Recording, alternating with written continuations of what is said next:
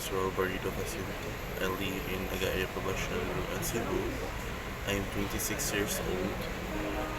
My dislikes are um, some annoying people and mga likes man ako kay I like sweets and kanang mga kanang easy to approach yung mga taong so why I choose UC Day among the all UC campuses, no? So I choose UC is UC kay it offers a high quality education not only locally but internationally, so global na siya. So na yung mga kanang mga I know UC for kanang having a good reputation sa kuan. So that's why I like UC did a lot, no? So, and also I'm a working scholar here in University of Cebu Banilad. So it's also it's an opportunity pud sa ako to be part of the UC sad, no? So why I took the courses, all among the courses na sa kuan I'm currently enrolled in a program Bachelor of Science in Business Administration, major in Operations Management. So actually this is my second I was a shifty. So I was an best IT student before.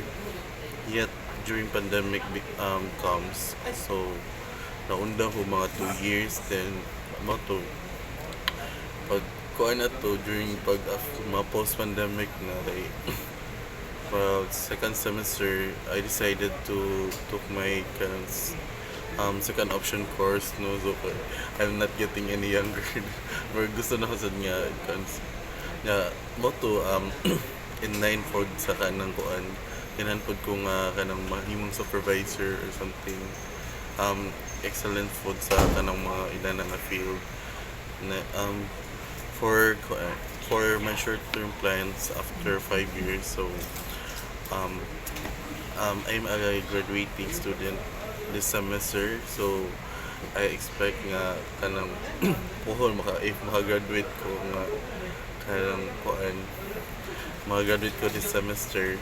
I was planning to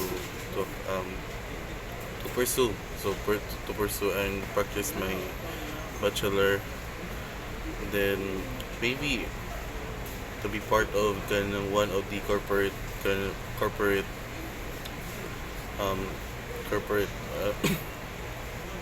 then my long-term plans is to be slowly climbing the corporate ladder, and maybe I will start my small business soon.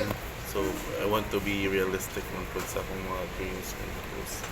So para to, and thank you.